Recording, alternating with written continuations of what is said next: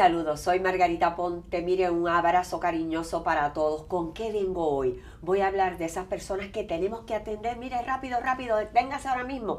Hablo de nuestros jovencitos, aquellos que tienen necesidades especiales. ¿Usted tiene a alguien en la casa? Pendiente.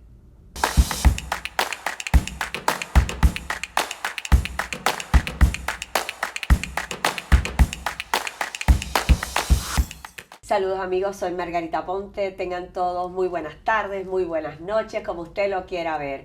Lo importante es que volvemos a vernos nuevamente, a tener esta conversación. ¿Cómo es que se llama el segmento? Mire un poquito, vaya hacia atrás, mire en la mente, haga ese ejercicio, mire cómo se llama. En buenas manos. Este es el segmento En Buenas Manos. Esa conversación que usted y yo tenemos semanal. Y usted dirá, pero es que Margarita, no estuviste la semana pasada.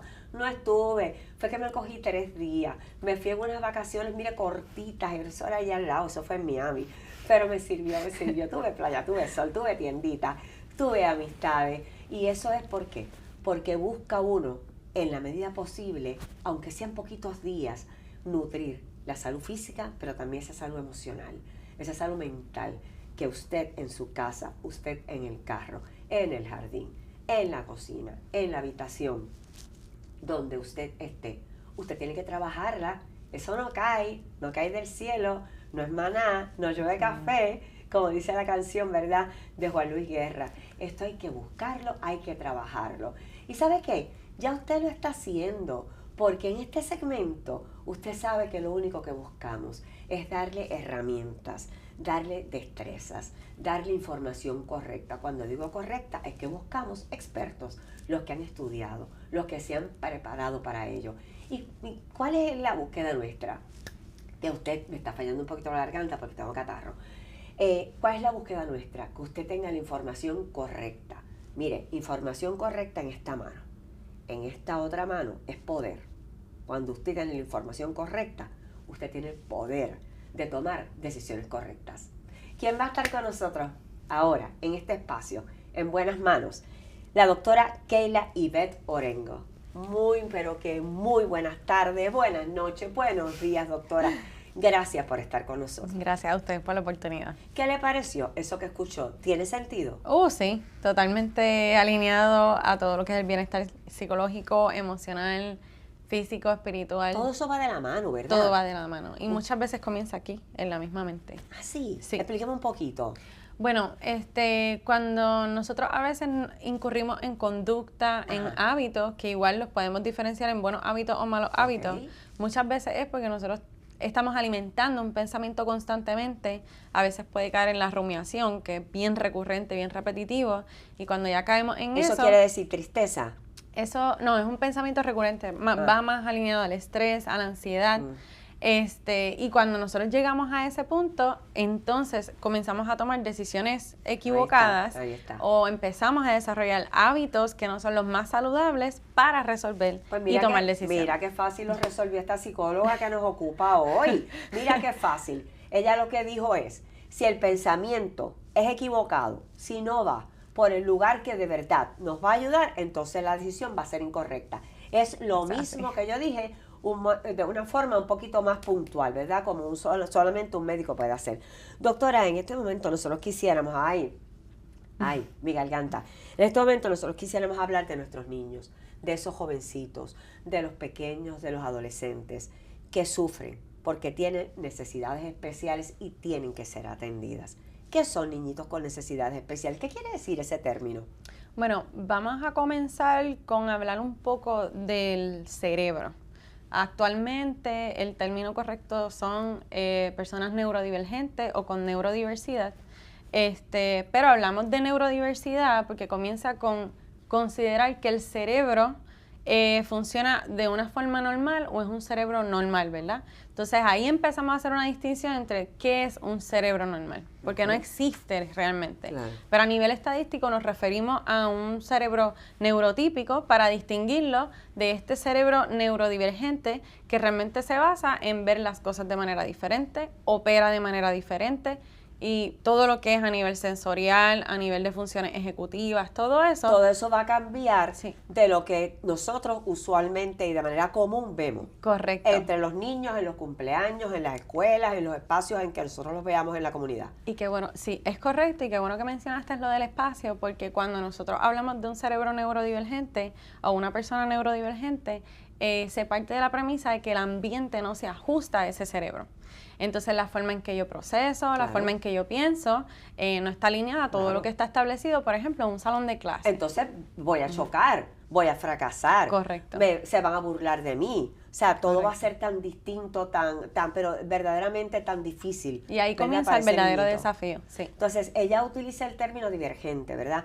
Pero nosotros vamos a utilizar las necesidades especiales para que la gente se identifique Claro, más. sí, sí, sí. ¿Verdad? Que esto sea más liviano para nosotros procesarlo acá, que no somos los expertos. Usted en su casa, no tenga miedo. Estamos con una persona que a diario está tratando casitos de nuestros niños, de nuestros jóvenes, de los adolescentes, ¿verdad? De los que tienen esa visión distinta, como usted acaba de explicar. Yo quisiera que me dijera, en el espectro, ¿qué tipo de condición? ¿Cae el autismo? Bueno, dentro del neurodesarrollo caería el autismo, el déficit de atención. ¿Problemas con el lenguaje? Problemas con el lenguaje, problemas motores, todo eso sería bajo esa misma sombrilla. Esos niñitos que nosotros a veces vemos, mira que llegó el cumpleaños, están todos los niños jugando, están dando la piñata, están tomándose ese culé, ¿se acuerdan de eso? Jugos de fruta, lo que usted prefiera. Exacto, el culé, eso era mi época, que era jugos de fruta. Y sin embargo vemos unos niñitos que están aislados, que están solos. Cuénteme. Pues eso es un desafío. Para un niño que se aísla no necesariamente significa, si estamos hablando del autismo en particularmente, no necesariamente significa que no quiera socializar o no quiera interactuar. Realmente es que en muchas ocasiones ocurre que cuando ellos intentan, al no saberlo hacer como se espera socialmente, ven el fracaso por la retroalimentación del entorno. Entiendo. Y repetidas veces tú sientes eso y experimentas eso que tú haces. Pues no me interesa, Exacto, no voy a se socializar. van a burlar de mí, no Eso es lo voy a que entrar pasa. en esos grupos. Correcto. Aparte, hablamos ya de funciones motoras, problemas con el lenguaje, incapacidad para comunicarse. ¿Cuán importante el diagnóstico temprano? Sumamente importante. ¿Va a llevar la terapia correcta? Sí, mira, ya la investigación ha reconfirmado múltiples veces que cuando se hace un diagnóstico temprano, ¿verdad? Y asumiendo que también es correcto, las probabilidades de que este niño rápido reciba intervención son más altas, y como ya está recibiendo la intervención desde edades tempranas, la probabilidad o la prognosis, ¿verdad? Que sería en la manera en que va desarrollándose ese niño, es mucho más probable que alcance las habilidades que se requieren. ¿Qué sería un diagnóstico temprano? Un diagnóstico ¿De qué edad? temprano, bueno, ya desde los 24 meses se puede diagnosticar ¿De el verdad? autismo. Sí, correcto. Mira Sí, qué correcto. temprano. Y desde los 9 meses más o menos por ahí ya se pueden empezar a ver señales. Por ejemplo, la mirada conjunta. ¿Qué quiere decir? La mirada es más bien un niño, por ejemplo, déjame no entrar en mirada conjunta, pero si no, cuando un bebé de esos meses se supone que te responda, tú le haces jiggling o cosquillita o risita, y el niño está supuesto a mirarte para atrás, sonreírte, Claro. Y hay niños Hasta que no lo mover las hacen. manitas a lo mejor. Y hay bebés que no lo hacen. Y no ahí lo tú hacen. dices, aquí pasa algo. Correcto. Quizás se quedan con la mirada perdida o no responden como se espera en ese sentido al papá o a la mamá. Si en efecto pasaron esos 24 meses, que dice la doctora, o estos 9 meses iniciales, el niño ya tiene sus 2 o 3 años y vemos que ahí no se está relacionando, que no quiere, que se queda aparte, eso es otra señal clarísima.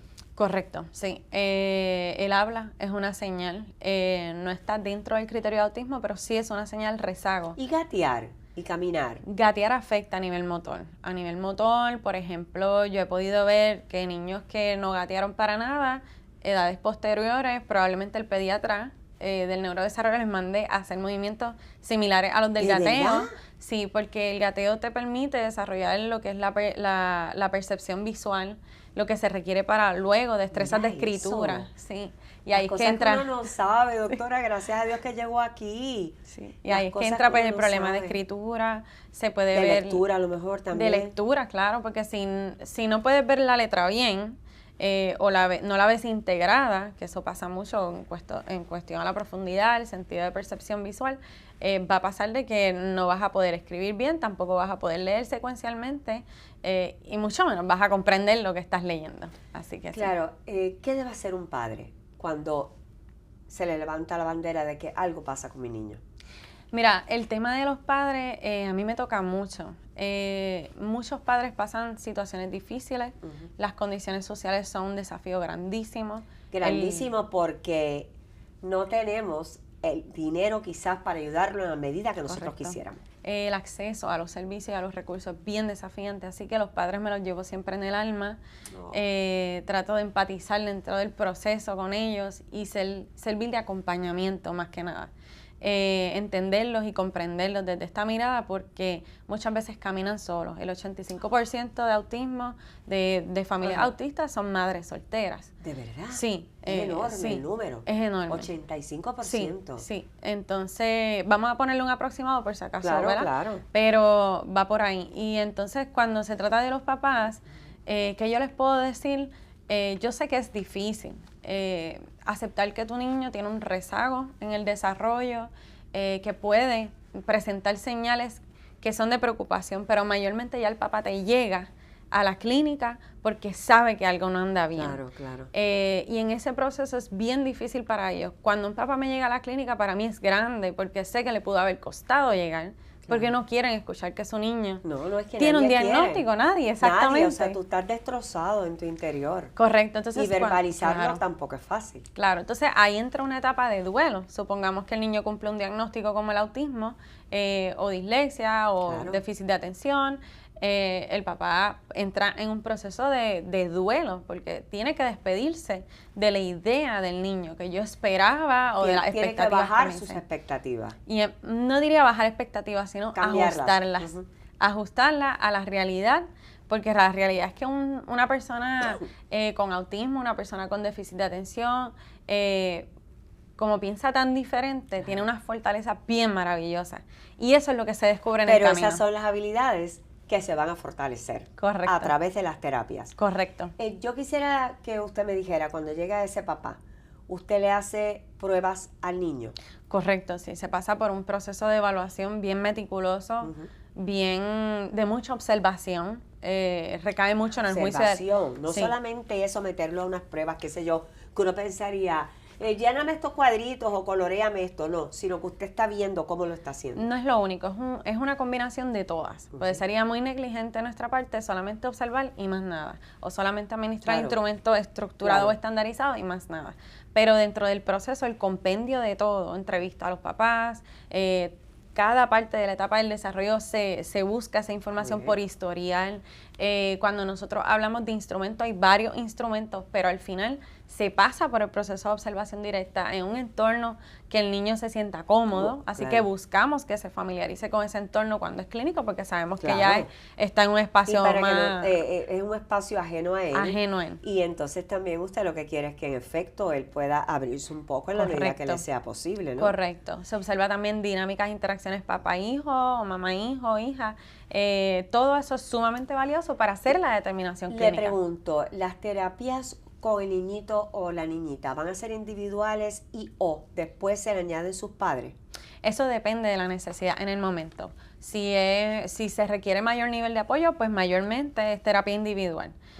Siempre se refiere a los papás a terapia, porque cuando tenemos niños de educación especial, te vas a quemar, va a ser un camino un poco difícil. Es como el cuidador, te vas a quemar. Te vas a quemar, es cuidador, imagínense también de la población anciana, te quemas porque eres cuidador de una persona que necesita muchos recursos, así que es importante que te des seguimiento en terapia psicológica. Si es muchos matrimonios se rompen por el desafío, ¿verdad? Y tiene sentido, porque es que la vida cambia totalmente. Digo, eso de que tiene sentido, sé que hay gente que va a decir, no, al contrario, tenían que estar unidos, pero señores, la vida no es una quimera, o sea, tenemos que tener los pies en la tierra. Cambia toda la dinámica familiar. Todo. Nosotros nos vamos a ir a una cortita pausa, doctora, pero quería decirle, hay esperanza para los niñitos con necesidades especiales, neurodivergentes, ¿lo dije bien? Sí. Hay formas. de fortalecer esas habilidades. ¿Es así? Correcto. Hay formas de darles confianza. Sí. Formas de que quizás ellos logren ser más independientes. Correcto. Formas de que se atrevan un día a hablar, se atrevan un día a comunicar, Correcto. se atrevan un día a disfrutarse ese cumpleaños. ¿Es así? Correcto, sí. Pues entonces quédese, mire, a quien yo les traje a Keila Ivette Orengo. Ella es nuestra entrevistada de hoy, es psicóloga, especialista en autismo. Así que ella sabe de lo que está hablando. Quédese conmigo, no se mueva. Sí, Usted mire sí. pendiente.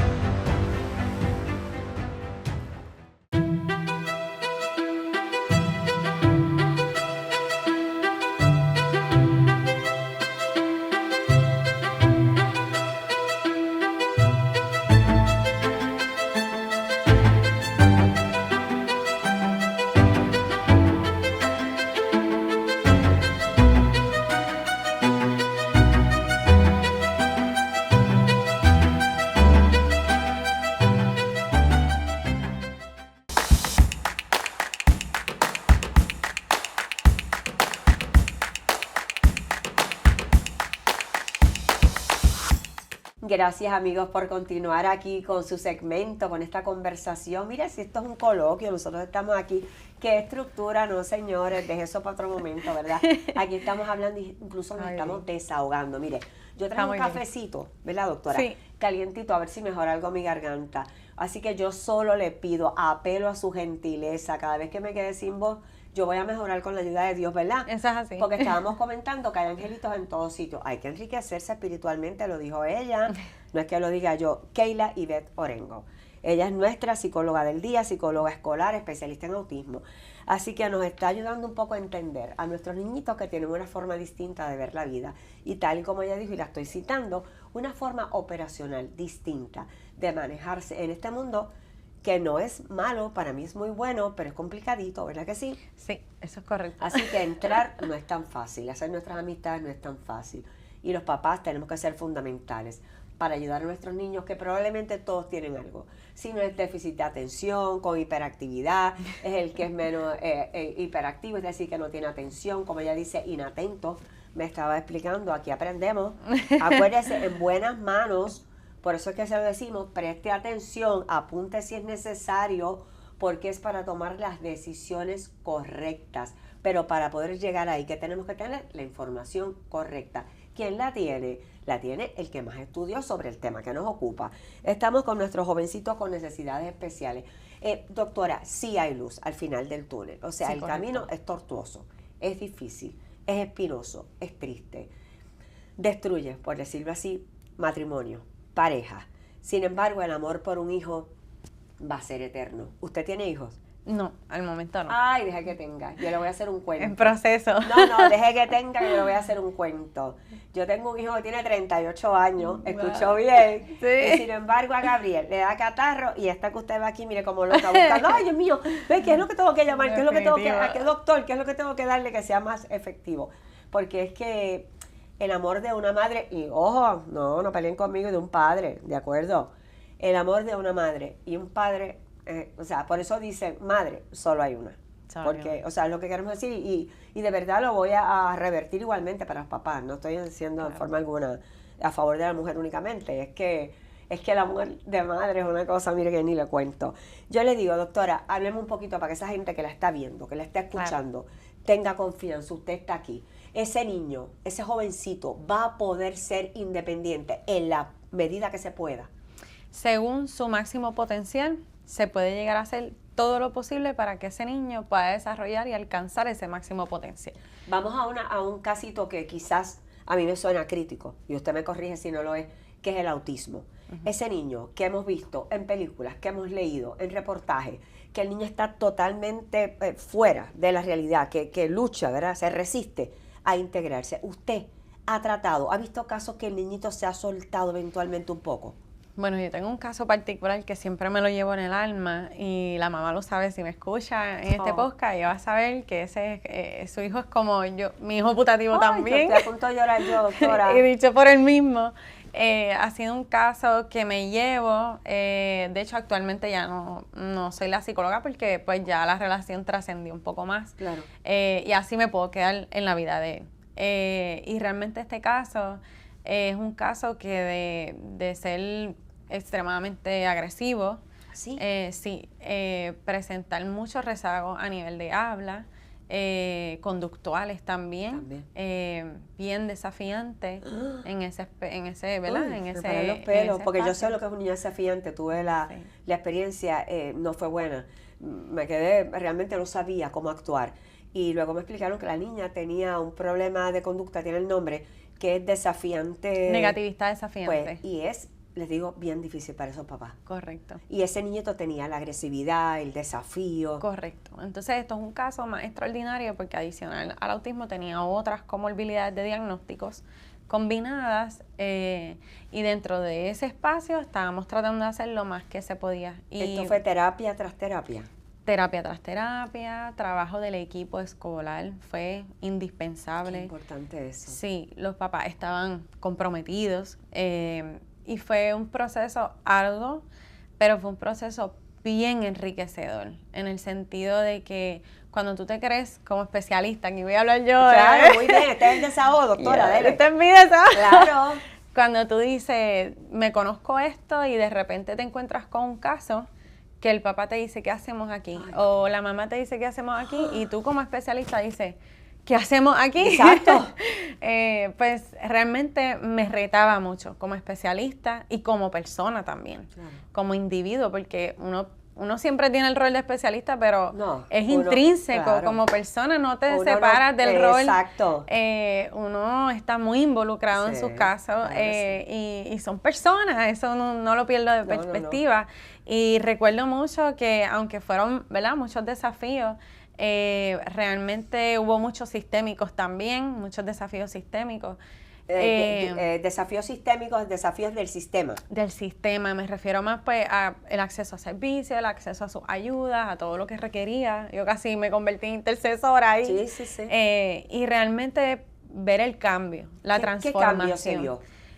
Bueno, las crisis no ocurrían con la frecuencia que pasaba antes. ¿Las crisis, el nene se daba o tiraba? Él pegaba, tiraba, podía destruir también, claro. Destrucción de propiedad, claro.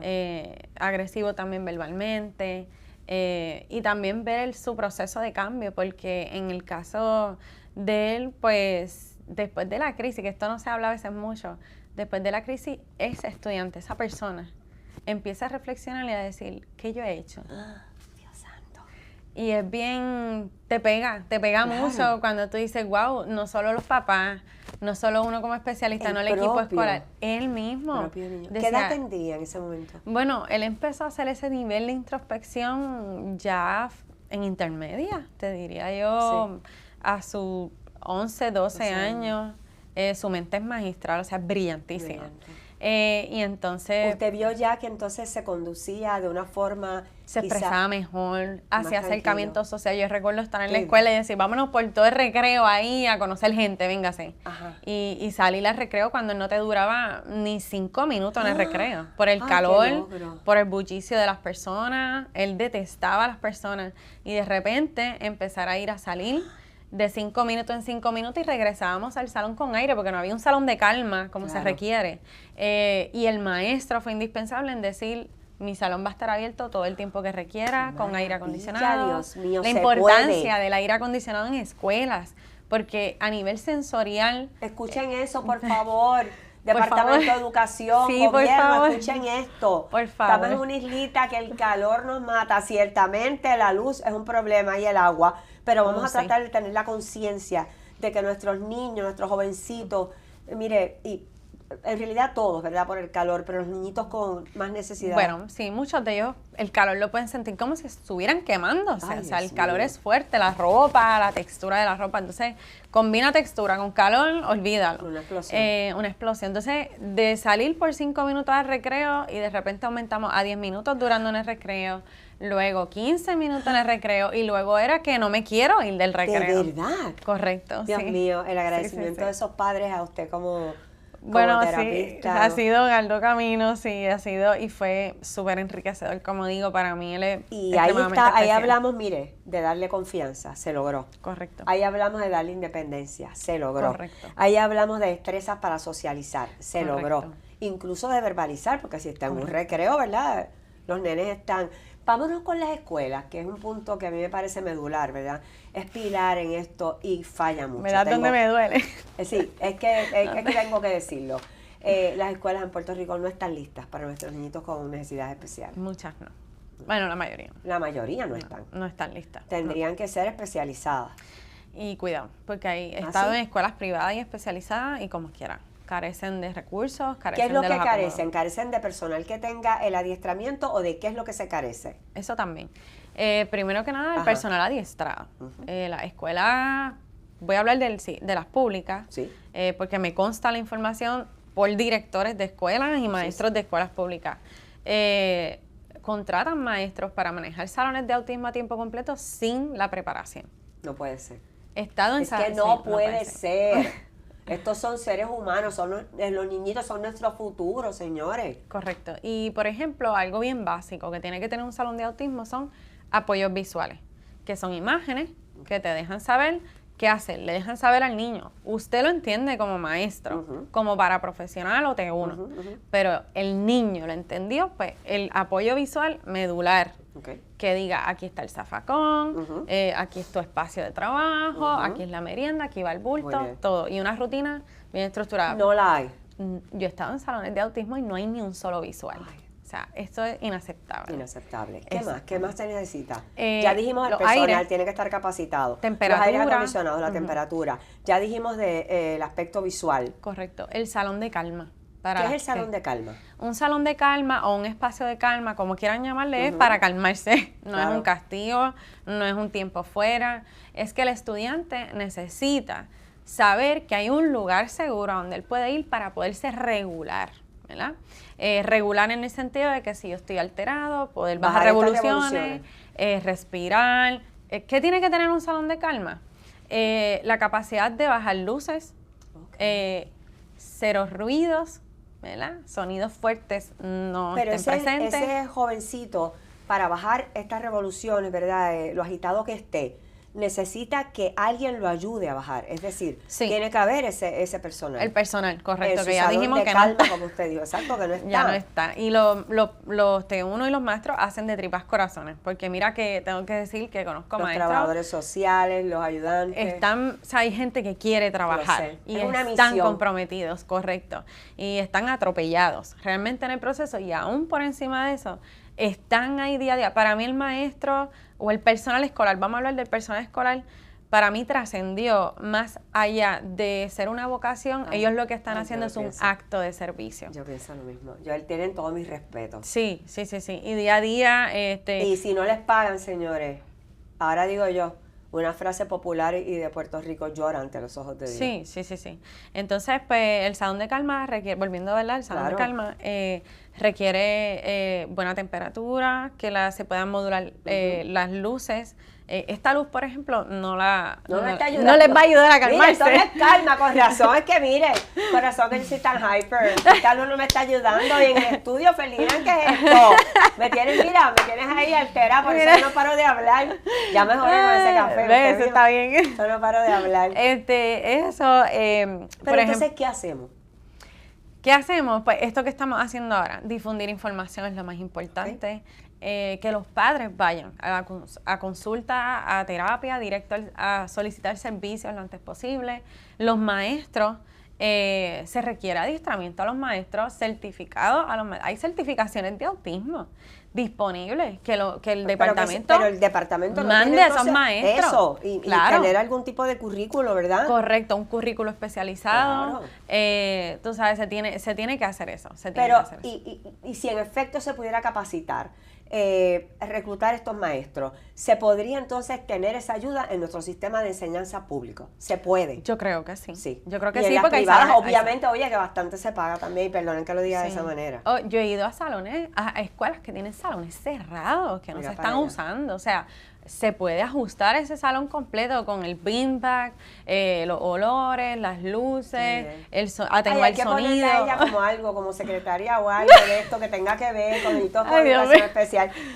Doctora, no me quiero ir sin decir, una vez cuando mi hijo crecía, yo con todas las preocupaciones del mundo, obviamente de todos los padres, lo llevé y entonces a un psicólogo clínico para ver, esto es déficit de atención, esto es aquello, esto es lo otro.